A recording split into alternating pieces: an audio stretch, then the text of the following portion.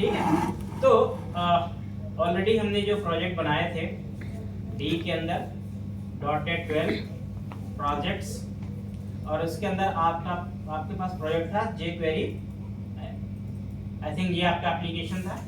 इसके अंदर क्या कोड था, क्या किया था आपने, एक बार सिनेरियो समझाता हूँ, उसके बाद आगे इसके पार्ट्स को क्लियर करते हैं और कोशिश करते हैं कि आज jQuery को और चीजों में बाइंड करें। ठीक है। So this is the two do list operation.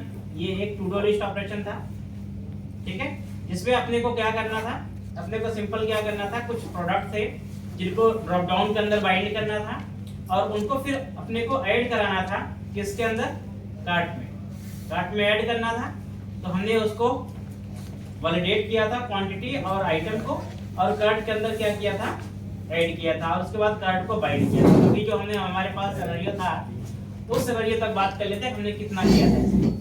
एक बार आपको एंड टू एंड पूरा कोड बता देता हूं, आप लोग ताकि इजीली इंप्लीमेंट कर। देखो ये हमारे पास सेशन इंप्लीमेंटेशन था, ठीक है। So simply add menus, items drop down में है आपके पास, ये आपके आइटम्स थे। So I have selected item and I have selected quantity and added the item. So same item is added here. Okay. Yes. So as per my quantity, the item is different. But one thing is very important. If I add same item again, right? If I add same item again, then it will add a new line item. जबकि एक नया item नहीं होना चाहिए, यहाँ quantity increase होनी चाहिए। Okay. सो ये एक लॉजिक सबसे पहले इंप्लीमेंट करना था, मतलब ऐड करने का काम हमने कर लिया था, बट इसमें हमारे टेस्ट केसेस थे, जो टेस्ट केसेस हमें रन कराने हैं, जस्ट लाइक वैलिडेशन के टेस्ट केसेस हैं, या आइटम ऐड करना है, एडिट करना है, ये सारे केसेस हमें यहाँ पर इंप्लीमेंट करने हैं या चेंज करने हैं। करेक्ट है? तो ये चीज हमें करनी है।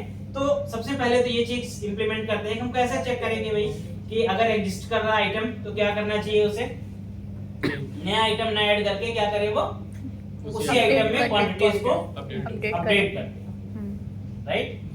तो आई मीन है तो एक ही फील्ड, तो सिंपली अगर हम यहाँ पे जहां पर हम लोग यहाँ पे ऐड आइटम का फंक्शन चला रहे हैं, यहाँ पर हम लोग आइटम की आईडी गेट कर रहे हैं और क्या गेट कर रहे हैं, क्वांटिटी। ठीक है। एंड वेरी इंपॉर्टेंट थिंग कि आप देखेंगे कि आप यहाँ पर जो आइटम आईडी है, इस आइटम आईडी पे आपने क्या किया है, आपका यहाँ पे फिल्टर लगा हुआ है प्रोडक्ट्स में, ठीक है, और उसके बाद आपने यहाँ पर आइटम निकाल रखा है, उसके अकॉर्डिंग उसकी इंफॉर्मेशन इसमें भर रखी है।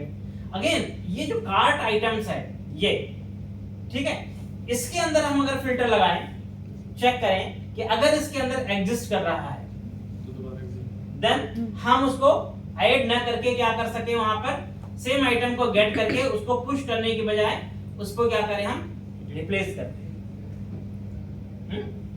उसे हम रिप्लेस कर दे। Then how can I do it? It's very simple.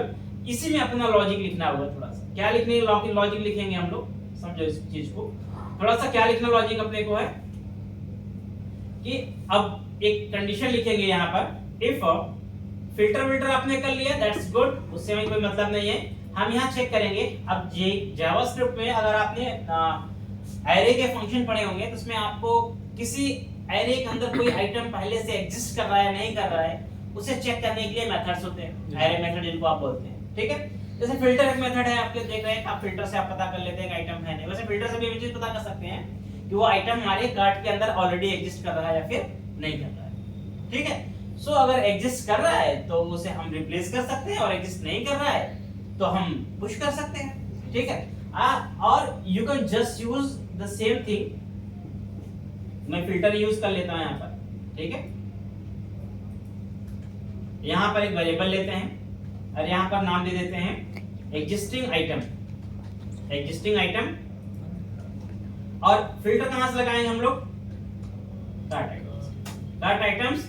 तो कार्ट आइटम्स में अब यहाँ पर आईडी है, सिमिलरली यहाँ पर आईडी आपने ऑब्जेक्ट बनाया हुआ है, तो आपने फिल्टर लगाया कि कोई कार्ट आइटम में अगर इस आईडी का एक प्रोडक्ट मिलता है जो आईडी यहाँ से आती है। ठीक है।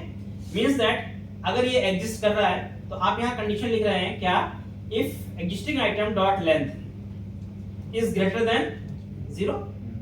अगर आइटम एग्जिस्ट कर रहा है तो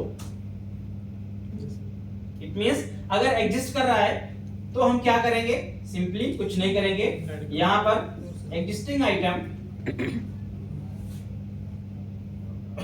of 0 डॉट, आपको क्या करना होगा यहाँ पर क्वांटिटी Q2i प्रॉपर्टी लिया है प्लस इक्वल टू, आप उसे आई मीन कॉन्कैटिनेट कर सकते हैं या फिर इंक्रीज कर सकते हैं व्हाट, सो ये कर सकते हैं। एज वेल एज आप इसको क्या करिए, पास इंट जरूर करिए, क्योंकि आप क्या कर रहे हैं, इसको न्यूमेरिक में कन्वर्ट कर रहे हैं। ठीक है, तो हमने यहाँ पर क्या लॉजिक लिखा, पहले हमने कार्ट आइटम से आइटम को फिल्टर कर लिया उस आईडी के अगेंस्ट, और देखा अगर हमारे पास ऑलरेडी आइटम एग्जिस्ट कर रहा है तो उसकी क्वांटिटी को, जो यहाँ से क्वांटिटी आई उस क्वांटिटी से हमने क्या कर दिया, इंक्रीज कर दिया। ठीक है, और आफ्टर इंक्रीज अब क्या करेंगे, हम यहाँ पुश नहीं करेंगे, आइटम को हम पुश नहीं कर सकते, हम फिर क्या करेंगे यहाँ पर उस आइटम को एडिट करके सेव करना, क्वांटिटी को एडिट करना। हाँ, अभी क्या करना पड़ेगा, देखो अभी पुश करेंगे तो नया आइटम, पुश मेथड क्या करता है, every time add new item. ठीक है, तो आपको क्या करना पड़ेगा, एग्जिस्टिंग आइटम को या तो हटाओ पहले यहाँ उसे रिमूव करो और नया आइटम ऐड करो, या एग्जिस्टिंग आइटम के प्लेस पे इसको रिप्लेस कर दो। अपेंड मेथड यूज करते हैं, अपेंड नहीं यूज कर सकते यहाँ पर, अपेंड जावास्क्रिप्ट में, आई मीन एरे में मेथड क्या होता है, यहाँ पर आप यूज करेंगे jQuery का, वैसे जावास्क्रिप्ट का मेथड होता है, बेस्ट मेथड है स्प्लाइस। ठीक है, और एक क्वेश्चन भी इंटरव्यू का बनता है, मैं अभी बता देता हूं आपको। एक क्वेश्चन बनता है जनरली jQuery जावास्क्रिप्ट एरे से, क्या बनता है, एक फंक्शनों के बीच डिफरेंस पूछे जाते हैं। डिफरेंस शायद में जेएस पढ़ाते समय बताया गया था, नहीं बताया गया था, पता नहीं, डिफरेंस बिटवीन स्लाइस, ठीक है, और स्लाइस और स्लाइस, अरे कोई और होता है, फिलहाल तो ये दो हैं। ठीक है, और एक और चीज होता है, difference between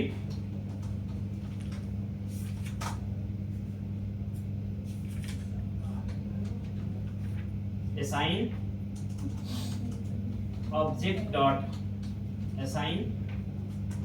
object dot clone, ये कुछ मेथड हैं, ये ऑब्जेक्ट के मेथड हैं और ये एरे के मेथड है, जिससे डिफरेंस पूछा जाता है। ठीक है, ये इंटरव्यू के क्वेश्चन में प्राइम क्वेश्चन बनते हैं। ऑब्जेक्ट असाइन, ऑब्जेक्ट क्लोन क्या होता है? ऑब्जेक्ट कॉपी करने के लिए दोनों, अगर आप ऑब्जेक्ट कॉपी करना चाहते हैं तो ऑब्जेक्ट डॉट असाइन और ऑब्जेक्ट डॉट क्लोन दोनों मेथड यूज होते हैं, बट दोनों के बिहेवियर्स अलग-अलग हैं, आपको पढ़ना होगा। ठीक है, फिलहाल तो अभी हम क्या कर सकते हैं, अब देखो हमारे पास स्टोरी क्या थी, सबसे पहली चीज तो ये है कि हमने यहाँ पर फिल्टर कर लिया आइटम को। ठीक है, फिल्टर कर लिया, और फिल्टर करने के बाद हमने कहा कि भाई मेरे पास यहाँ पे आइटम, जो भी एग्जिस्टिंग आइटम मिला हमने उसको यहाँ से क्या कर लिया, निकाल लिया। ठीक है, और अब चूंकि आइटम मिल गया हमें, तो यहाँ पे हम क्या कर सकते हैं, जो मेरे पास कार्ट आइटम है डॉट, ठीक है, अब यहाँ पर आप यूज वैसे तो कर सकते हैं, आप यहाँ पे स्प्लाइस, ठीक है, बट स्प्लाइस की कुछ रिक्वायरमेंट होती है, इसकी रिक्वायरमेंट होती है।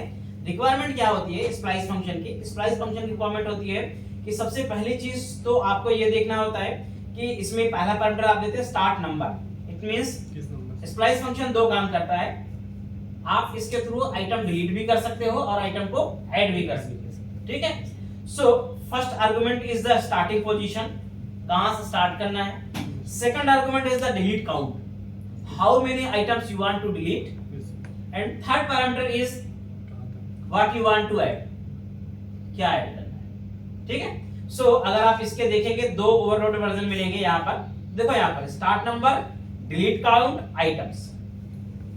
सो items is the params, items जो है पैरम्स है, क्योंकि आप एक समय में एक से ज्यादा आइटम ऐड कर सकते हैं, और डिलीट में अगर आपको एक से ज्यादा डिलीट करने हैं तो जस्ट गिव द काउंट, एक करना है तो 1, अदरवाइज काउंट। ठीक है, तो इसका मतलब क्या है, सिंपल है समझो, अगर मान लो मेरे पास एक एरे है, ठीक है, जिसके अंदर मान लो 1 2 3 4 और 5, ठीक है, and if I give the splice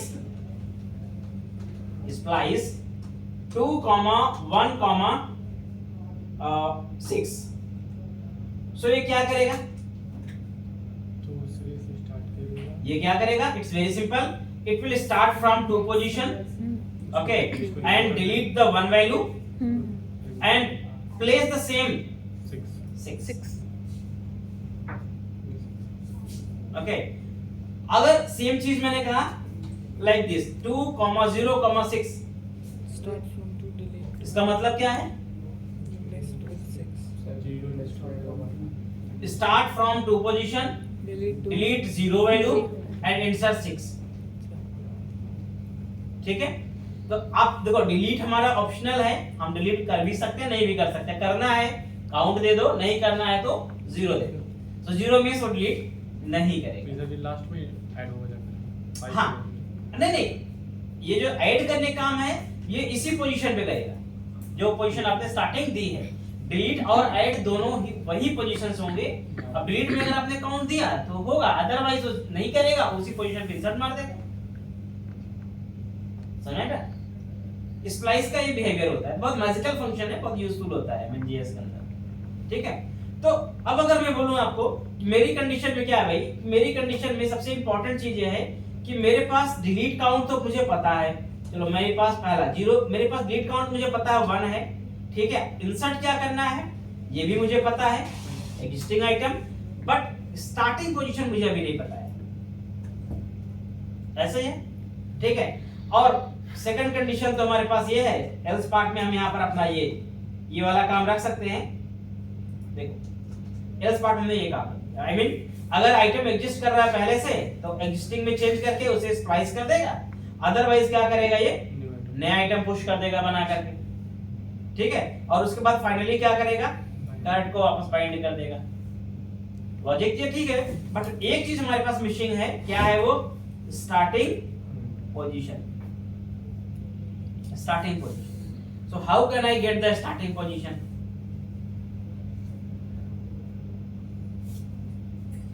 Starting position कैसे get करें?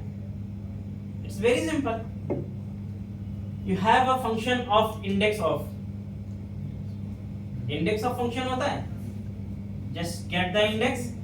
ठीक है, तो आप before changing the things आप क्या करिए, where index is equal to, okay, so index is equal to क्या करेंगे हमने यहाँ पे जो भी मेरे पास यहाँ पर कार्ट आइटम्स हैं dot index of.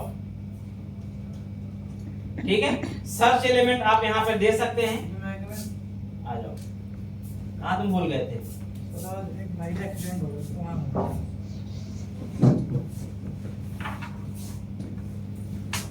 So search element is what? Search element means my existing item. ठीक है, so ये क्या करेगा, इंडेक्स निकाल के दे देगा आपका, और आप इस इंडेक्स को यहाँ पर पास करो। तो इट मींस आपको स्टार्ट कहाँ से करना है, कितने डिलीट करने हैं और क्या उसकी जगह पे प्लेस करना है। ठीक है, दैट्स गुड। सिंपली ये चीज परफॉर्म हो गई। अब एक काम करते हैं, कंट्रोल शिफ्ट आर करते हैं, एक बार ऐड करके देखते हैं। सो लेट मी ऐड 23, ऐड हो गया। अगेन 6, ओके, इसने अपडेट तो सेम किया है but not correct value, values में कुछ दिक्कत इसको है। सो केस मेरा सही चला है। एक बार आपको यहाँ पर एक काम करना पड़ेगा कि आपको स्प्लाइस ठीक हुआ है, बट आपको स्प्लाइस के साथ आपको देखना पड़ेगा आइटम्स। सो कंसोल डॉट लॉग, अच्छा समझ में आ गया क्या दिक्कत होगी। यहाँ पे आइटम्स ऑफ 0 पोजीशन देंगे, ऑब्जेक्ट ऐड करना है ना, एरे नहीं ऐड करना है। फिलहाल के लिए यही होगा, बट फिर भी एक बार हम क्या करते हैं, इंडेक्स को प्रिंट करा लेते हैं और चेक कर लेते हैं इंडेक्स हमारा सही एक्सेस हो रहा है या नहीं हो रहा है। So control shift R, again add the item 4, okay, add the 6। So everything is good, but it gets 46 because of string. क्या है ये, string है। तो आपने यहाँ पर जब ऐड किया तो इधर परसेंट किया था, आपको इधर वाली वैल्यू भी परसेंट करनी पड़ेगी। ये जो वैल्यू है ना, इसको भी परसेंट, क्योंकि string plus integer equal to concatenation. ठीक है, जावास्क्रिप्ट के अंदर आपने पढ़ा होगा तो आपको पता होगा कि अगर मेरे पास कोई एक वैल्यू ऐसे है, मान लो x इज इक्वल टू ये 10 है, ठीक है, और ये where y is equal to 5 है, अगर मैं यहाँ पे where z equal to x plus y करूंगा, it will do the concatenation 105, ठीक है, string plus integer concatenation. But वहीं पर अगर मैं मुझे अगर इसे एडिशन करना है तो ऐसे करना पड़ेगा, z equal to x will be percent, x को क्या करना पड़ेगा, पार्सेंट करना पड़ेगा, और जो आपकी ऑलरेडी इंटीजर रिप्रेजेंट कर रहा है आप उसको सेम यूज कर सकते हैं, ठीक है। एंड अदर थिंग, एक और चीज इसमें इंटरेस्टिंग है कि अगर आपने यहां पर z equal to x plus y किया, इसने कॉन्कैटिनेशन किया, अगर मैं मान लो यहाँ पे m equal to x multiplied by y कर दूं, then what happen? This will give the result 50.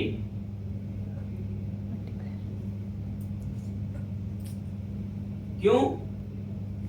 बहुत सिंपल रीजन है। देखो एक्चुअल में जेएस के अंदर कई चीजें ऐसी होती हैं जो थोड़ी सी सी शार्प से अलग हैं, और अलग ऐसे हैं क्योंकि जेएस हमारी टाइप शिफ्ट नहीं है, तो उसमें बहुत सारे ऑपरेशन उसको इम्प्लिसिट करने पड़ते हैं, ठीक है, वो इम्प्लिसिट ऑपरेशंस परफॉर्म करता है, इम्प्लिसिट टाइप कास्टिंग भी परफॉर्म करता है। सी शार्प के अंदर ये चीज आप एक्सप्लिसिट करते हैं अपनी जरूरत के हिसाब से, जेएस अपने आप करता है। एक्चुअल में क्या होता है कि जब आप जावास्क्रिप्ट के अंदर काम करते हैं तो यहाँ पर आपका जो प्लस ऑपरेटर होता है, इसके दो ओवरलोडेड वर्जन होते हैं, इसके 2 ओवरलोडेड वर्जन हैं, one for concatenation operator, another for addition operator, I mean arithmetic operator. तो एक प्लस आपका जो होता है वो कॉन्कैटिनेशन ऑपरेटर के तौर पे काम करता है, और एक प्लस आपका जो होता है वो मैथमेटिकल ऑपरेटर में एडिशन का काम करता है, समझ में। तो होता क्या है कि अगर अब चूंकि ऑपरेटर ओवरलोडिंग में क्या होता है कि ऑपरेटर ओवरलोडिंग में ऑपरेटर आपके जो एक्सप्रेशन की वैल्यूज होती हैं उसके अकॉर्डिंग अपना बिहेवियर अपने आप ही चेंज कर लेते हैं। अब सी शार्प में भी ऐसा होता है कि अगर आप भाई कोई दो स्ट्रिंग को प्लस करते हैं तो कॉन्कैटिनेट होता है, वही दो इंटीजर वैल्यू को प्लस करते हैं तो आपका एडिशन होता है, उसमें भी तो ओवरलोडिंग होती है। लेकिन वो क्या करता है, वो जब देखता है जब स्ट्रिंग मिल रहा है कॉन्कैटिनेशन करेगा, इंटीजर या नंबर मिल रहा है एडिशन करेगा। जेएस के अंदर क्या है, string plus integer concatenation, integer plus string concatenation, integer plus integer addition. तो ऑपरेटर ओवरलोडिंग में इसमें ये डिफाइन है कि अगर दोनों वैल्यूज मेरी क्या है, इंटीजर हैं, तभी हमारा अरिथमेटिक वर्क करेगा, अदरवाइज हमारा कॉन्कैटिनेशन वर्क करेगा, ठीक है। बट चूंकि प्लस साइन के दो ओवरलोडेड वर्जन हैं, लेकिन बाकी जितने ऑपरेटर हैं अरिथमेटिक में, जैसे कि मल्टीप्लाई हुआ, माइनस है, मॉड्यूलस है, सब्सट्रैक्शन है, इनका कोई ओवरलोडेड वर्जन नहीं है। तो इनका तो एक ही काम है कि भाई मल्टीप्लिकेशन तो मल्टीप्लिकेशन, केवल वही काम इनका है। तो अगर आप x मल्टीप्लाइड बाई दे दोगे तो ये क्या करेगा, ऑटोमेटिकली जो x की वैल्यू होगी उसको अपने आप ही क्या करेगा, टाइपकास्ट कर देगा, इंटीजर बना लेगा। क्योंकि सिस्टम के अंदर मल्टीप्लाई के लिए स्ट्रिंग फॉर्मेट में डील करने का कोई तरीका नहीं है, तो उसे अपने आप ही क्या करेगा, इंटीजर में कास्ट करके यूज कर लेगा। समझ रहे? ये इसका एक्चुअल में बिहेवियर होता है। हाँ, अगर आपकी मान लो x की वैल्यू इंटीजर नहीं निकली, स्ट्रिंग मान लो आपने यहाँ पर 10 की जगह यहाँ पर क्या दिया हुआ है, मान लो x10 दे दिया आपने, तो x10 का तो कोई इंटीजर बनेगा नहीं, x का कोई इंटीजर बनेगा नहीं, तो यहाँ पर ये क्या करेगा, रन टाइम में आपको एक्सेप्शन दे देगा, कास्टिंग का एरर दे देगा। ये जावास्क्रिप्ट के अंदर होता है, ठीक है, उसके थोड़े से अपने बिहेवियर अलग है। तो सिमिलरली ये आपका इस तरह से काम कर रहा है। तो कॉन्कैटिनेशन इसी वजह से कर रहा था कि हमारे पास इधर की वैल्यू तो हमने क्या कर दिया, इंटीजर बना दिया था, बट इधर की वैल्यू हमारी क्या थी, स्ट्रिंग थी। सो स्ट्रिंग प्लस इंटीजर क्या हुआ, हमारा कॉन्कैटिनेशन हो गया, ठीक है। सो let me run again the code. So once I have added same item, 6 item, let me add the 10 item again. So अभी फिर से कुछ एक्सेप्शन मुझे लगता दे रहा है यहाँ पे, पास int is not function, अरे नहीं, गलत, ये हमने पास्ट टेंस को गलत यूज कर लिया, ऐसे नहीं यूज करना, यहाँ यूज करना। पास्ट टेंस तो यहाँ पे use, past tense this one dot, ये आप यूज करना, पूरी वैल्यूज को हमें करना ना। सो दिस वन 5 10, लगता है रिफ्रेश नहीं हुआ है।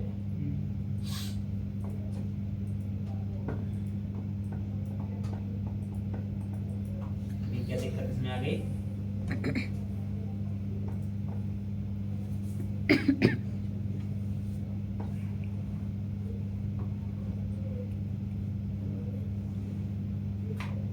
अच्छा, फिर से वही इसके साथ कोई इशू नहीं है, कोई इशू। तो एक काम करेंगे हम लोग, यहाँ पे इस तरह से इशू, कन्वर्जन का इशू आएगा ही, क्योंकि हम एक्सप्रेशन गलत यूज कर रहे हैं यहाँ पे।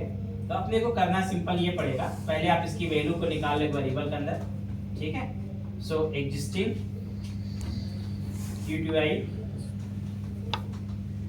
Of equal to the same expression, existing quantity को आपने यहाँ पर पहले निकाल लिया, एंड देन आपने यहाँ पर सिंपल रिप्लेसमेंट करना है, पास इन, ऐसे करें, अलग वेरिएबल लेके करना पड़ेगा, अदरवाइज ये वर्क नहीं करेगा, क्योंकि वो असाइनमेंट का इशू। एग्जिस्टिंग क्या लिखिए,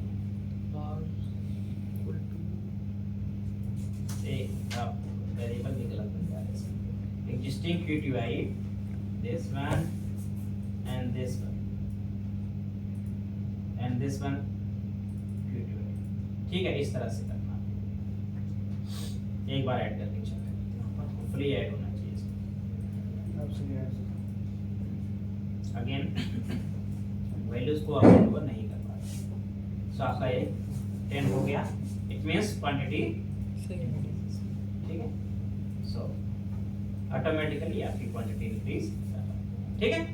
तो इस तरह से एक्चुअल में क्या था, ये ऑब्जेक्ट था यहाँ पे, और ऑब्जेक्ट के साथ डायरेक्टली आप कैलकुलेशन या मीन असाइनमेंट नहीं कर सकते हैं, तो वो इशू था। फिर हाल इसके लिए आपको पहले उसकी वैल्यू को एक वेरिएबल में निकालना पड़ा, एंड देन उसके बाद उस वैल्यू को आप कन्वर्ट करके, आई मीन टाइप कास्ट करके एडिशन कर लेंगे एग्जिस्टिंग के अंदर, उसे प्लस कर लिया, और उसके बाद आप रिप्लेस कर दिया उसकी प्रॉपर्टी पे। तो ऑब्जेक्ट की प्रॉपर्टी हमारी रिप्लेस हो गई, एंड देन हमने क्या किया, उसको स्प्लाइस कर दिया, ठीक है। सो ये एक तो ये बिहेवियर हो गया जिसे आप यहाँ मेंटेन कर पा रहे हैं। दूसरी चीज आपकी ये हो सकती है कि आप क्या कर सकते हो, कुछ कार्ड के अंदर कैसा होता है, कुछ कार्ड का बिहेवियर मैं आपको बताता हूँ। कुछ कार्ड में ऐसा होता है कि जब आप कोई नया आइटम ऐड करते हैं, मान लो सेम चीज आपने ऐड कर दिया वापस से, तो या तो वो ऐड नहीं करने देते या फिर एग्जिस्टिंग को रिप्लेस मार देते हैं। एग्जिस्टिंग आइटम को क्या करते हैं, रिप्लेस कर देते हैं, वो भी ठीक लॉजिक होता है, उसमें भी कोई दिक्कत नहीं होती, ठीक है।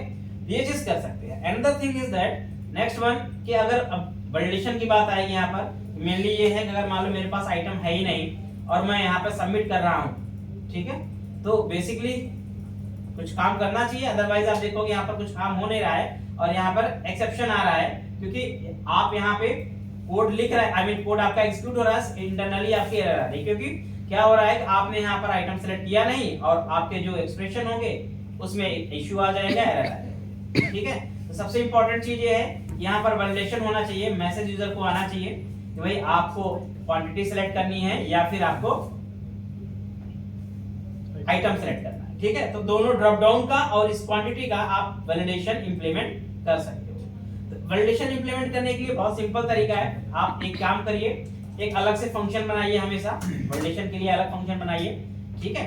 एक हमने कहा रिक्वायर्ड फील्ड नाम से एक फंक्शन बनाया, FIELD, ठीक है, और हमने यहाँ पर क्या किया, आइटम की आईडी ले लिया, ठीक है। तो हमने कहा यहाँ पर आईडी एक ले लिया और मैसेज ले लिया दूसरा, ठीक है। और सिंपली हमने कहा कि सबसे पहले हमने वैल्यू गेट कर लिया, val equal to dollar hash क्या आईडी डॉट वैल। अगर हमारे आइटम की वैल्यू क्या आ रही है, इट मींस आइटम की वैल्यू हमारे पास आई, और अगर वो क्या आ रही है item, it means val is equal to either blank और var equal to I mean val equal to either undefined, या तो अनडिफाइंड हो या ब्लैंक हो या वैल इक्वल टू नल। ठीक है, अगर इनमें से कुछ भी है, ठीक है, या ब्लैंक हो, अनडिफाइंड हो या नल हो, तो आप सिंपली एरर मैसेज थ्रो कर सकते हैं यूजर को। ठीक है, अब एरर मैसेज देखो आपको कैसे थ्रो करना है, you just need to be decided. jQuery का वैलिडेशन मैं अलग से एक पेज में बताऊंगा, तो आपको प्रॉपर वैलिडेशन लगाना बताऊंगा। फिलहाल के लिए आप यहाँ पे आपने ये फॉर्म बनाया था, ये लेबर बनाया था, और आपने यहाँ पर अपना ये इनपुट फील्ड बनाया था। ठीक है, तो आप यहाँ पर क्या कर सकते हैं, सिंपली एक स्पैन ले सकते हैं और इसमें आप दे सकते हैं क्लास टेक्स्ट डेंजर। ठीक है, और इसकी आईडी डिफाइन कर सकते हैं, आईडी द सेम आईडी जो आप यहाँ पे यूज करेंगे। ठीक है, तो हम यहाँ पर इसका नाम दे देंगे क्या, ERR आइटम। ठीक है, DDL आइटम है, इधर IRR आइटम, यहाँ आपकी इसकी एरर आ जाएगी और सेम आपकी यहाँ पर आ जाएगी। तो इसका क्या रहेगा, ERR QTY। ठीक है, ये जेनरिक आईडी आपने दे दिया, और उसके बाद आपको करना क्या है, सिंपली आप जो भी एलिमेंट होगा उसकी आईडी को आप पकड़ेंगे। ठीक है, और उस पे आप क्या करेंगे, आप उस पे अपना एरर थ्रो कर देंगे, जो भी एरर बनेगी। अच्छा, एक चीज और इंपॉर्टेंट है यहाँ पे, व्हाट कैन आई डू, हम वैसे तो अलग अलग बनाते हैं यहाँ पे ड्रॉप डाउन, और इसका हमने यहाँ पर जो प्रीफिक्स रखा हुआ है, फिलहाल तो आप इसका भी txt ही कर दो, छोड़ो हटाओ। ठीक है, txt हमने जनरिक कर दिया है, इसका भी और इसका। ठीक है, सबका txt रख दिया हुआ है, बाद में ड्रॉप डाउन को अलग कर देंगे। आईडी आप रख दीजिए txt ही, और इधर भी जहां यूज होगा DDL ना, वहां txt जेनरिक आईडी यूज करेंगे अभी हम लोग। रीजन ये है कि अगर हम सही जेनरिक नहीं यूज करेंगे तो बाद में हमें दिक्कत हो जाएगी, हमें दो फंक्शन बनाना पड़ जाएगा ड्रॉप डाउन के। फिलहाल बहुत छोटा फॉर्म है, तो अभी एक से काम चला लेते हैं। तो मैंने यहाँ पर क्या किया, where ERR इक्वल टू, ठीक है, और हमने यहाँ पर सिंपली क्या बोलेंगे, ये आईडी मेरी जो होगी प्रीफिक्स के साथ जाएगी, plus dollar hash ERR plus ID dot HTML define कर दीजिए, प्लीज एंटर। ड्रॉप डाउन के लिए देखो अलग बनाने पड़ेगा, फिलहाल के लिए मैं अभी यहाँ पे दे देता हूँ, यहाँ पे प्लस मैसेज जो यूजर ने मैसेज दिया है। ठीक है, और रेड कलर में वो आएगा ही, else you just remove the message. आप इसको क्या करिए, लाइन करिए। ठीक है, और फिलहाल के लिए आप इसे कॉल करेंगे, एक फंक्शन बनाया छोटा सा हमने, इस फंक्शन को कहाँ कॉल करना है, जहां पर आपका ऐड आइटम चलता है यहाँ पे, इस पे। तो आपको ऐड आइटम कॉल करने से पहले क्या करना है, आइटम्स को वैलिडेट करना है। मैं यहाँ पर एक काम और करेंगे इस फंक्शन के अंदर, कि अगर मेरा सक्सेस होता है, एरर आ रहा है, तो रिटर्न क्या कराएंगे आपसे, फॉल्स, अदरवाइज रिटर्न सक्सेस पे क्या होगा, रिटर्न ट्रू कराना है। तो ट्रू फॉल्स क्यों कराएंगे, क्योंकि उससे पता चलेगा कि एग्जैक्टली हुआ क्या वहां पे। तो यहाँ पर हम क्या करेंगे, इस वैलिड नाम का एक वेरिएबल ले लेता हूं मैं, और यहाँ पे क्या कहता हूं कि रिक्वायर्ड फील्ड फर्स्ट हमें ड्रॉप डाउन बाइंड करनी है। तो हम क्या करेंगे, यहाँ पर आइटम और आइटम, आइटम मेरा मैसेज हो गया। ठीक है, and you can say if not is valid, it means return, अगर इनवैलिड नहीं है रिटर्न क्या करेगा, ये फॉल्स। सेम वैलिडेशन आप लगा सकते हैं इसके लिए QTY के, सो QQY, so let me pass the Q quantity. तो यहाँ पर QTY के लिए सेम मैसेज आ जाएगा, और अगर हम यहाँ चेक करेंगे if is valid is true, then only add the item. You can also take the confirmation कि भाई are you sure you want to add something like that, but फिलहाल के लिए हमारा ये वैलिडेशन यहाँ पे इतना काम करना चाहिए। ठीक है, so once एक बार चेक करते हैं इसमें। अच्छा, हमने कुछ BTN ऐड के लिए ऐड आइटम्स, ठीक है। इधर हमने अपना वैलिडेशन लगा दिया और इधर का ये कर दिया, ठीक है। इसमें आइटम बाइंड करना, कुछ इश्यू तो नहीं आया?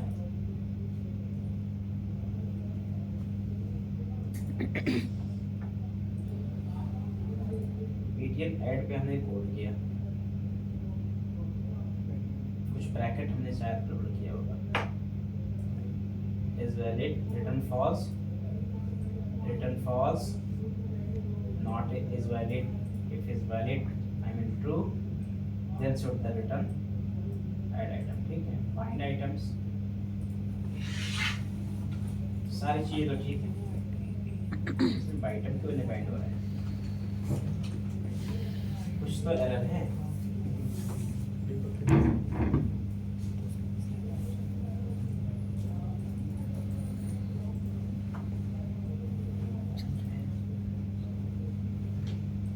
कोई नहीं, यहाँ पे हम सोर्सेस चल के इसको थोड़ा सा डिबग भी कर देते हैं, ठीक है। और डिबगर लगाना है आपको, अगर आपको चेक करना है कि मेरा कोड चल क्यों नहीं रहा है, कहाँ से चल रहा है, तब क्या करेंगे अपन लोग यहाँ से डिबगर ऐड कर देंगे, ठीक है। और उसके बाद यहाँ कोड हम चला देंगे, ये कोड अपने आप ही चल जाएगा और आप F11 प्रेस करते हुए कोड चलाएंगे। अच्छा सॉरी, txt आइटम यहाँ पर हमने किया हुआ है, ठीक है। और txt आइटम किया और हमने HTML भी चेंज किया। जब HTML आप चेंज करोगे तो आपको हमेशा क्या करना पड़ेगा, अच्छा आइटम की आईडी भी गलत आपने एक तो दिया हुआ है नंबर 1, और दूसरा प्रोजेक्ट को वापस रन कराना पड़ेगा। JS आप रिफ्रेश हो जाती बट HTML रिफ्रेश नहीं होती। सो ड्रॉप डाउन में आइटम आपके बाइंड हो गए। सो वंस अगर मैं ऐड नहीं करता हूँ, प्लीज एंटर आइटम, मैसेज मेरा आ रहा है, मैंने सेलेक्ट किया है इसको, ठीक है। Please enter quantity. अभी मैसेज को और एरर को थोड़ा सा और आपको फॉर्मेट करना होगा, ठीक करना पड़ेगा।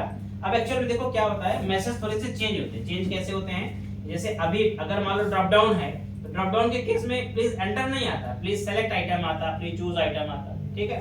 तो देखो हमेशा जब आप वैलिडेशन करते हैं और जेनेरिक फंक्शन बनाएंगे जावास्क्रिप्ट का, तो आपको ड्रॉप डाउन के लिए अलग फंक्शन बनाना पड़ेगा और टेक्स्ट बॉक्सेस के लिए अलग बनाना पड़ेगा।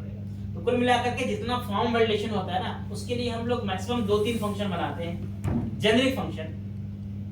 अब क्या होता है, हमारे फॉर्म के अंदर 2-3 तरह के एलिमेंट होते हैं। एक इनपुट होता है, इनपुट में क्या आता है, input type text, input type number, input type date, input type email, input type, ये सब आ जाता है, फोन, ये सब इनपुट होते हैं। इनपुट एक होता है, इनपुट के लिए एक बनेगा। दूसरा ड्रॉप डाउन सेलेक्टर जो आइटम होता है, सेलेक्ट एलिमेंट होता है, उसके लिए एक बनेगा। और तीसरा आप बना सकते हैं टेक्स्ट एरिया, ठीक है।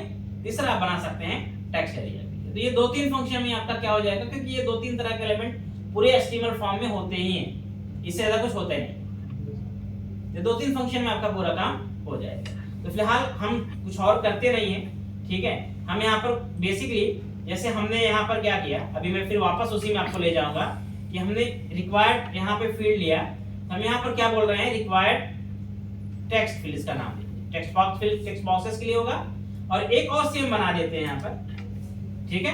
और हम यहाँ पर क्या देते हैं, रिक्वायर्ड सेलेक्ट, ठीक है। अब सेलेक्ट जो होंगे उनका कन्वेंशन क्या हम रखने वाले हैं, इसको हम txt नहीं रखेंगे, उसको क्या रखेंगे, DDL से रखेंगे, क्योंकि ड्रॉप डाउन होता है। कन्वेंशन का हम क्या रखेंगे, DDL रखेंगे, ठीक है। और टेक्स्ट बॉक्सेस को हम लोग txt रखेंगे। और इंपॉर्टेंट पॉइंट क्या है, इन्हें डील करने के लिए DDL, ठीक है। और DDL में भी आप सेम चीज यूज करेंगे, बट मैं फिर चेंज कर देंगे, प्लीज सेलेक्ट, ठीक है। और जो भी आपका फील्ड का नाम होगा वो रहेगा, और कोई इशू नहीं है। हाँ, वैल्यूज के साथ आप कुछ और मैच करा सकते हैं कि भाई ब्लैंक हो, अनडिफाइंड हो, ये हो, वो हो, तो आप अपने हिसाब से जो भी वैलिडेशन लगाना लगाओ। और यहाँ पर तो अपना ठीक ही है, ठीक है। और सिंपली क्या करना आपको होगा, सिंपली आप जहां वैलिडेट करना चाहते हैं, ड्रॉप डाउन के लिए आप यूज करेंगे सेलेक्ट, और इसके लिए क्या यूज करेंगे, टेक्स्ट। कोई चेंज नहीं है, एवरीथिंग इज गुड, सब कुछ वैसा ही है। हाँ, जहां यूज कर रहा था मैं वहां पर क्या करता हूं, मैं इसकी आईडी एक तो यहाँ DDL कर देते हैं और यहाँ जहां आइटम था वहां पर DDL कर DDL आइटम, अच्छा DDL हो गया, DDL आइटम, DDL आइटम और कहाँ पे है,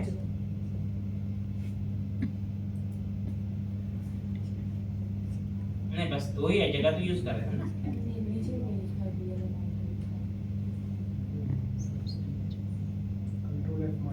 कंट्रोल F, अच्छा DDL यहाँ पर होना चाहिए कि DDL बनी रहेगा, ठीक है। तो सेम कंसर्न में अलग हो गए, प्लीज सेलेक्ट आइटम, ठीक है। और बाकी CSS अपने हिसाब से आप देख सकते हो CSS कैसे मेंटेन करनी है। वंस आई हैव सेलेक्टेड, फिर से मैंने कुछ चेंज किया आइटम, वापस मुझे रन कराना पड़ेगा। सो वंस वर्किंग में है, सेलेक्ट किया मैंने, प्लीज एंटर क्वांटिटी, ठीक है। I have entered the quantity, the item is.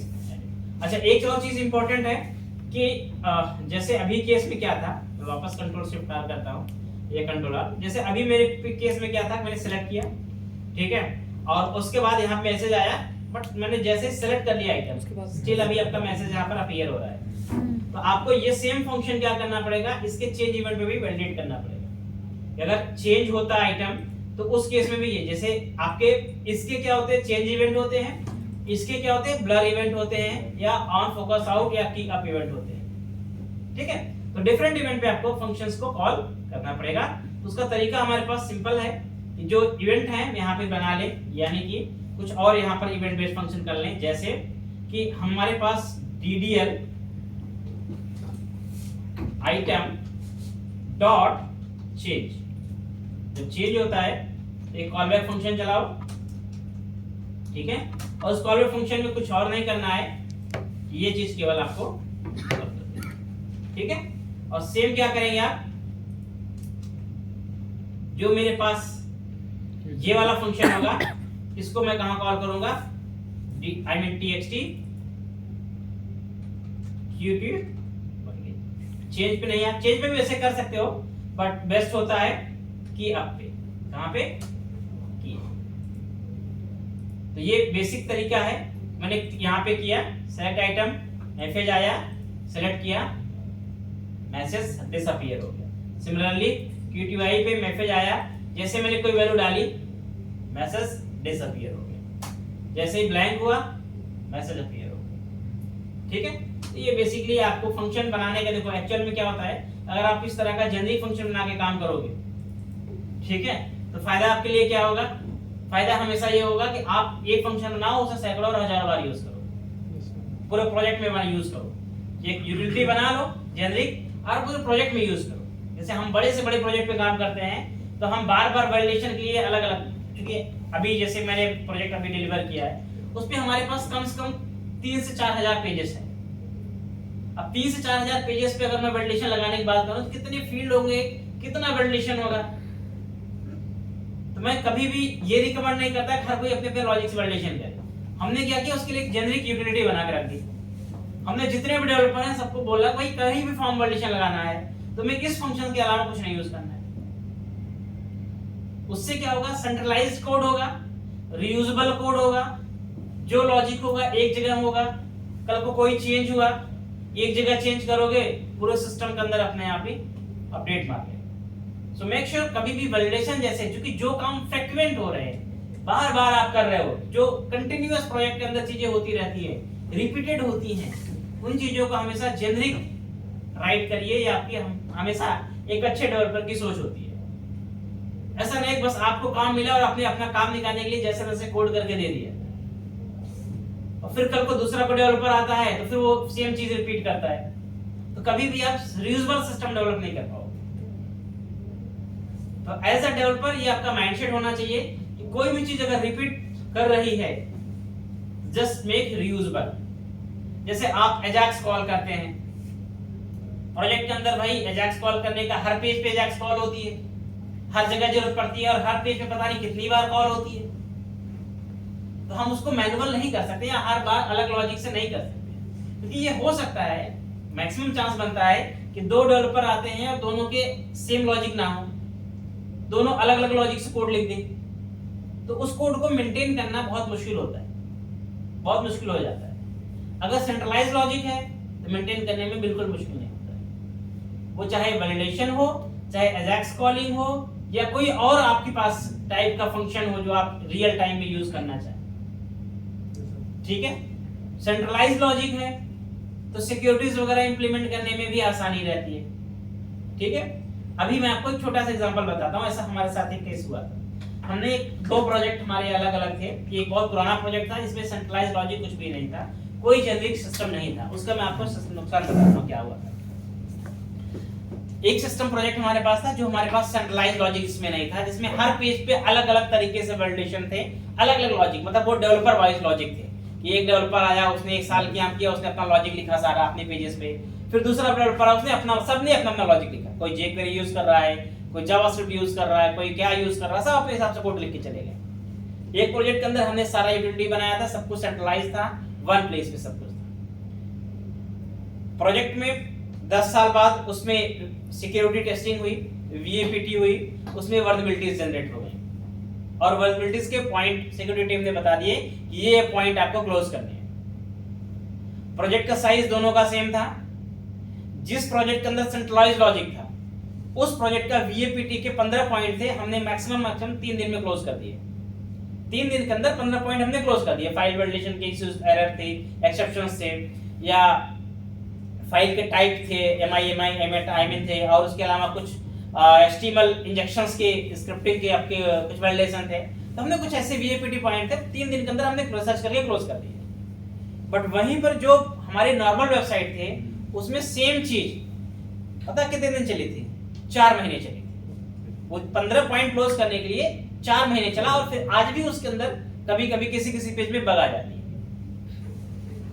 क्योंकि ये पॉसिबल कभी होता ही नहीं है कि जो प्रोजेक्ट 10 साल के अंदर डेवलप हुआ, इनहैंस हुआ है, आप उसको, अगर उसमें कुछ ऐसा सिस्टम डेवलप नहीं है तो उसको क्विकली आप अपडेट मार लोगे। एक एक पेजेस पे जाके चेंज करना, एक एक पेज को खोजना, उसके अकॉर्डिंग उसका लॉजिक चेक करना, लॉजिक के अंदर अपना कोड इंजेक्ट करना, कहीं कोड इंजेक्ट करने में थोड़ी सी ऊपर नीचे हो गया, कोड फेल हो जाएगा, उसका कोड चलना बंद हो गया, ऐसा बहुत इशू आता है।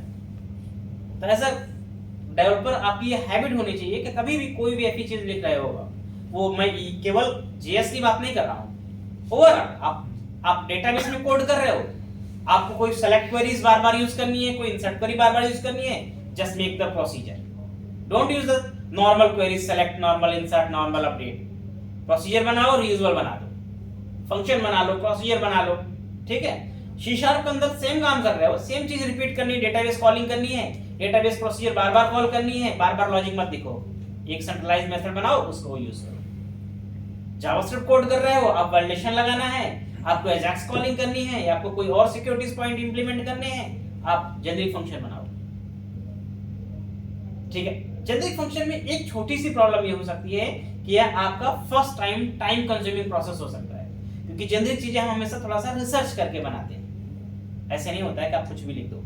ठीक है, क्योंकि वो सबके लिए बन रही है ना, थोड़ी रिसर्च करके बनता है, थोड़ा सा फर्स्ट टाइम कंज्यूमिंग होता है, बट वो फ्यूचर के लिए आपका बहुत सारा टाइम सेव कर देगा, बहुत टाइम सेव कर देगा, मतलब फ्यूचर के लिए वो बेस्ट पार्ट हो जाता है। और अगर हम जेनेरिक बनाते हैं तो जेनेरिक में एक और फायदे वाली चीज है कि वो केवल हमें एक बार ही तकलीफ देता है, बट वो एज अ डेवलपर हमारे लिए फायदेमंद है कि कल को अगर मुझे कोई नया प्रोजेक्ट कॉन्फ़िगर करना होगा ना, कोई नया प्रोजेक्ट आर्किटेक्चर बनाना होगा, तो मुझे स्क्रैच से सब कुछ नहीं करना पड़ेगा।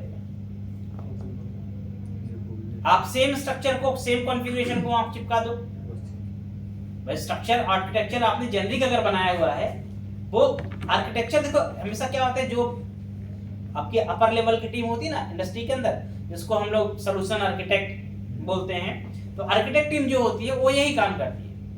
वो क्या करते हैं, एक जब भी बनाते हैं तो कुछ अपने आर्किटेक्चर्स, वो जेनरिक आर्किटेक्चर बना के रखते हैं, वो प्रोजेक्ट वर्क आर्किटेक्चर नहीं बनाते हैं। अगर एक्स कंपनी का प्रोजेक्ट आया है तो उसके लिए मैं एक नया आर्किटेक्चर बनाऊंगा, उनके पास set of predefined architectures हैं। अब वो ये देखते हैं कि जो नया प्रोजेक्ट आया उसको किस आर्किटेक्चर में घुसाना है, जिसके साथ वो फिट बैठ रहा है उस आर्किटेक्चर के साथ उसको गुजार दिया। तो वो नया कोड नहीं करते, उन्होंने सेंट्रलाइज कोड अपना करके सब चीज बना करके रेडी करके रखी हुई है, बस उस प्रोजेक्ट के साथ उसको कॉन्फ़िगर कर देते हैं और कॉन्फ़िगर करके दे देते हैं डेवलपर को, लो भाई इस पे काम करो। एक्शन यूज कर सकते हो, आई मीन इसको एडिटेबल बना सकते हो। एडिटेबल में हमने केवल कितना कॉन्स रखा था, just change the only quantity. तो आप दो चीज कर सकते हो कि भाई जैसे वो एडिट पे क्लिक करे वो आइटम यहाँ दिखा दो, और यहाँ पर ऐड जगह पे अपडेट का टेक्स्ट दे दो, क्लिक करेगा आइटम यहाँ पे सेम लॉजिक से चेंज हो जाएगा। यही हो सकता है। या दूसरा केस आप क्या कर सकते हो कि आप इसी टेक्स्ट बॉक्स, आई मीन ये जो आपका टीडी है, इस टीडी को एडिटेबल बना दो और यहीं पर वो चेंज करे, जैसे ही ब्लर करता है यानी कि बाहर क्लिक करता है वो आपका सेम जेसन के अंदर ऐड होके अपडेट हो जाए। ये भी कर सकते हैं, समझ में? दोनों चीजें आप पॉसिबली कर सकते हैं,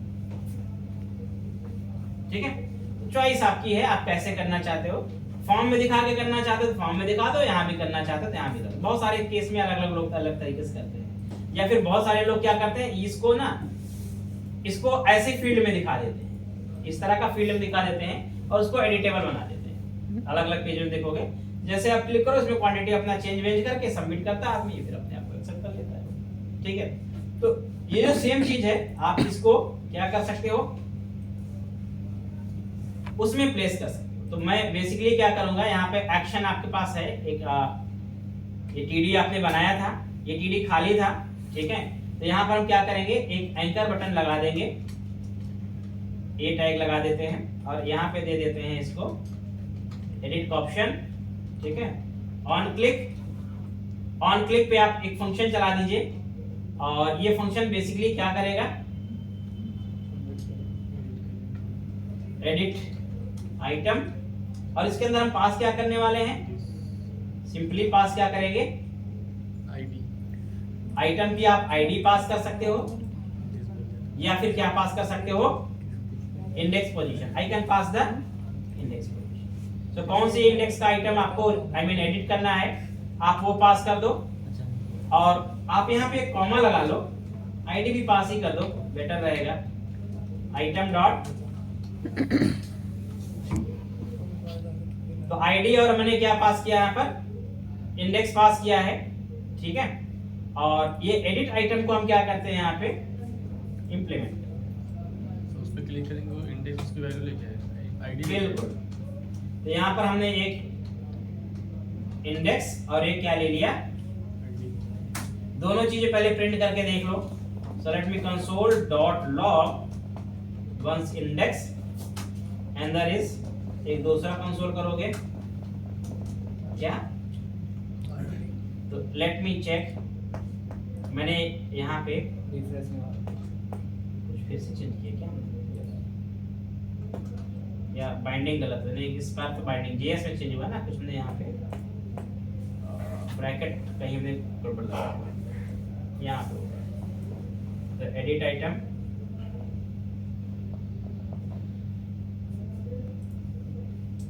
ये मेरा एक एक्सप्रेशन था, ऑन क्लिक एडिट और एडिट, कोई इशू नहीं, अपडेटिंग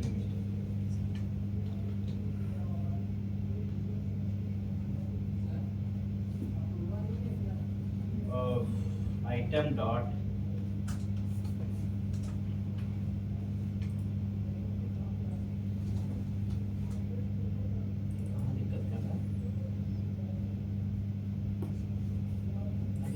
चेंज हुआ, इधर तो ठीक ही था, इधर कुछ मिस,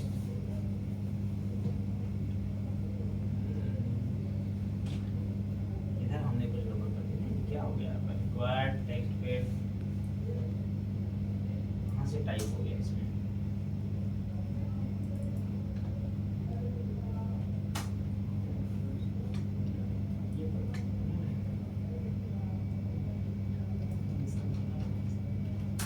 क्या चीज है ये चीज गड़बड़, कोई नहीं, ठीक। फिलहाल तो कुछ अलग ही चीज आ गई थी, फिलहाल ऐड किया। अब यहाँ एडिट हमारे पास बेसिकली आया। एडिट पे क्लिक किया तो सबसे पहले अच्छा आईडी तो था नहीं यहाँ पे, इंडेक्स तो मुझे मिल गया, फर्स्ट वैल्यू मुझे मिल गई यहाँ पे, सेकंड वैल्यू मेरे पास अनडिफाइंड आ रही है, ठीक है। सो यहाँ पे जब आप आइटम को ऐड कर रहे हैं तो आईडी ले रहे हैं यहाँ पे, ठीक है।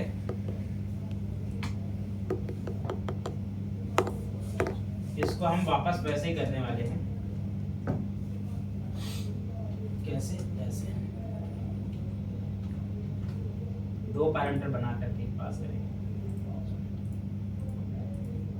तो इसको लोकल स्टोरेज से करेंगे तो और बेटर रहेगा ये। इंडेक्स पोजीशन एंड वैल्यू, देखो इंडेक्स अगर आप देखेंगे यहाँ पर तो आपका इंडेक्स जो होगा वो क्या मिल रहा है 0, आईडी आपकी मिल रही है 2, बिकॉज ऑफ जो भी आईडी आपकी बनी होगी यहाँ पर वो आईडी उसके साथ मिल रही होगी। आइटम की आईडी है, item ID means the item ID is, ठीक है। तो मेरे पास यहाँ पे मिल तो गया, सिंपली क्या करना है अब एडिट पे आपको क्या करना है, कुछ करना नहीं है, इस बेसिकली इस क्वांटिटी फील्ड को अपडेट मारना है, इसकी वैल्यू को अपडेट मारना है, किससे, इनपुट फील्ड से, आई मीन इस फील्ड से, इसमें चेंज करना है इसको, ठीक है। तो चेंज कैसे कर सकते हैं, बहुत ही आसान होगा। तो यहाँ पे जो आईडी आई या इंडेक्स जो आया उसकी वैल्यू को आप क्या करिए एडिटेबल बना दीजिए। तो एडिट आइटम, अभी मेरे पास ये मेरे रोज हैं, अगर मैं केवल क्वांटिटी को एडिटेबल बनाना चाहता हूं फिर मैं क्यों एडिटेबल बनाने के लिए मैं इनको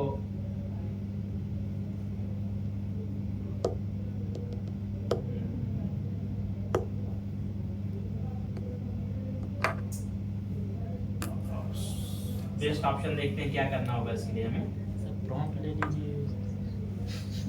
नहीं प्रॉम्प्ट चलता नहीं है।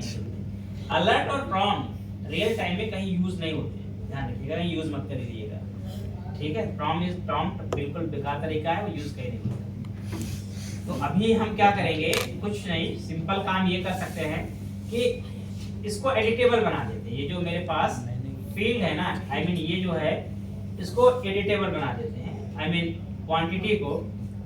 तो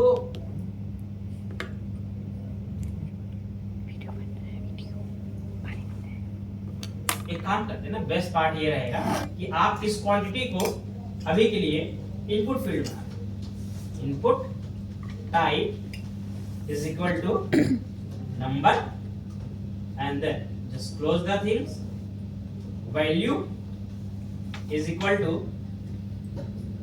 इसकी वैल्यूज क्या रखना है आपको होगा, वैल्यू वही रखेंगे आप, आइटम डॉट QTY, ठीक है। और बाय डिफॉल्ट क्या रहेगा, ये read value, read equal to default क्या रहेगा, ये रीड वैल्यू रहेगा। और आप इसकी आईडी वाईडी भी वैसे दे सकते हैं, ठीक है। तो आईडी में कैसे मैनेज करूंगा इसकी, आईडी इक्वल टू मान लो QTY अंडरस्कोर, क्या रखेंगे यहाँ पर, आइटम डॉट आईडी रख दो आप, इसकी जो आईडी आ रही है वही सेम आईडी इसकी रखो, ठीक है। आइडेंटिटी मिल गई इसकी। अब हम क्या करेंगे, यहाँ पे जो ID I hash plus ID, जो भी आपके पास आईडी आई QTY प्लस उसको क्या करेंगे ATTR, क्या कर लें, रिमूव ATR, क्या रीड ओनली, रीड ओनली क्या करेंगे उसको हम फॉल्स कर, इस तरह का लॉजिक इंप्लीमेंट किया जा सकता है। सो बाय डिफॉल्ट ये एडिटेबल बिल्कुल भी नहीं है, चेंज नहीं कर सकते, बट जैसे मैंने इस पे क्लिक किया ये एडिटेबल हो जाएगा और यहाँ पर मैं इसको चेंज कर पाऊंगा। ये मेरा एंकर काम क्यों नहीं कर रहा ठीक से, एंकर इसलिए काम नहीं कर रहा होगा यहाँ पे।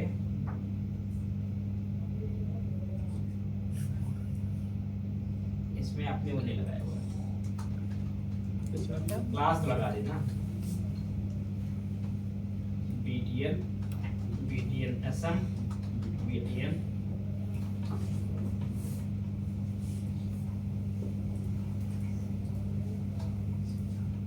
ठीक है, ये हो गया। अब ये एडिटेबल हो गया यहाँ पे, ठीक है। मैंने एडिट किया, मतलब बेसिकली कुछ करना नहीं है, सिंपल यही है कि once let me add again item. हमने यहाँ पर क्या किया, आइटम ऐड किया।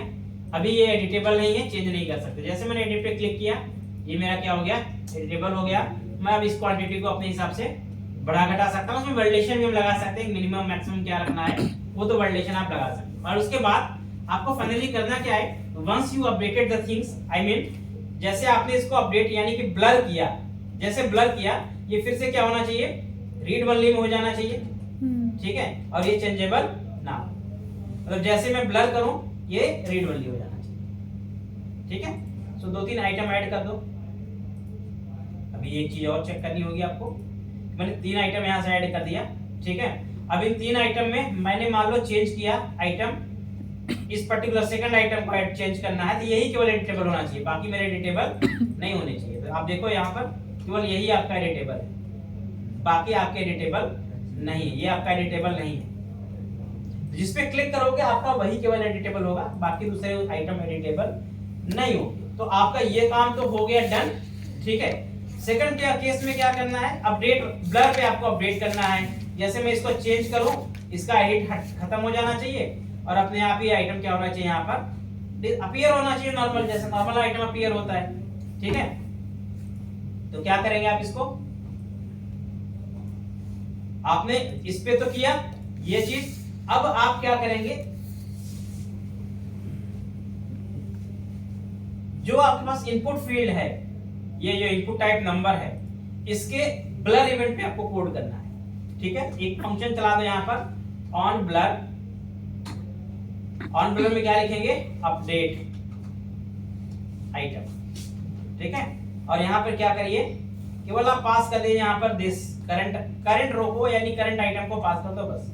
और इससे हम एलिमेंट की वैल्यू को लेंगे और उस वैल्यू को क्या करेंगे, सिंपली अपडेट मार देंगे, ठीक है। तो जो भी वैल्यू होगी, आई मीन जो भी ये आइटम होगा, इसकी करंट वैल्यू को उठाएंगे और इसकी आईडी हमारे पास है ही है, इस आईडी के अगेंस्ट आइटम को फाइंड करके उसको अपडेट मार देंगे,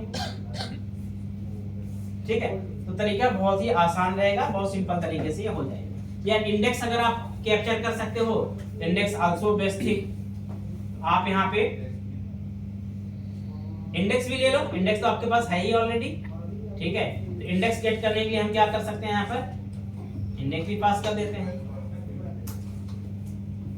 तो just pass the, simply update में क्या इंप्लीमेंटेशन होगा, अपडेट में छोटा सा लॉजिक लिखोगे आप, फंक्शन अपडेट आइटम, इसमें एलिमेंट एक तो गेट हो गया, दूसरा इंडेक्स, ठीक है। अब एलिमेंट की जो वैल्यू होगी, हम वही काम करेंगे जो आपने काम इधर किया था, ये वाला काम अपडेट किया था यहाँ पे ना आपने, तो यहाँ पर हम यही काम करेंगे और बाइंड वापस करना पड़ेगा। तो अपडेट आइटम में क्या करेंगे, एक तो सबसे पहले यहाँ पर इंडेक्स जो भी है, इस इंडेक्स पे वैसे मुझे ज्यादा कुछ करना, इंडेक्स मिल रहा है तो मुझे ज्यादा कुछ करने की जरूरत तो है नहीं। मैं क्या करूंगा, ये इंडेक्स है, कुछ भी नहीं करना, मुझे नहीं लगता ये सब करना पड़ेगा। मुझे एग्जिस्टिंग आइटम पकड़ना आपको होगा, existing items of index dot qty equal to ele,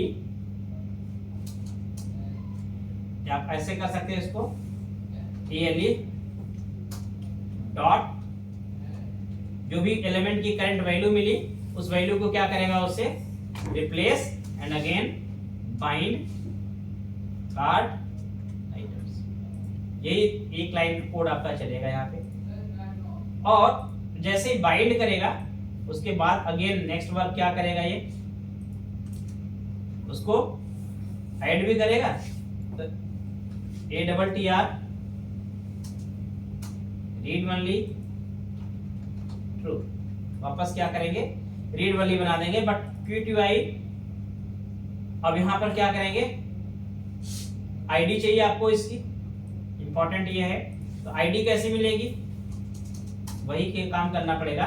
ये एलिमेंट मिल रहा है, करंट एलिमेंट दिस, ठीक है। तो हम क्या करेंगे, इसका एलिमेंट आईडी गेट करने के लिए कैसे निकालते हैं एलिमेंट की ID, where ID equal to ELE dot ATTR, क्या निकालना आपको होगा, इसकी आईडी चाहिए, तो आईडी आप निकाल लो, ठीक है। और इस आईडी को आप यहाँ पर अपडेट मार लो। इतना करने से हमारी आईडी यहाँ पर अपडेट हो जानी चाहिए, चेंज हो जानी चाहिए। चेक करते हैं इसको एक बार। अब ऐड किया मैंने, रीड ओनली है, एडिटेबल 57, बाहर क्लिक किया, चेंज, आई मीन बाकी चीजें तो हुई, कुछ चीजों में भी एरर आ रही है यहाँ पर। Existing item is not defined, it means existing items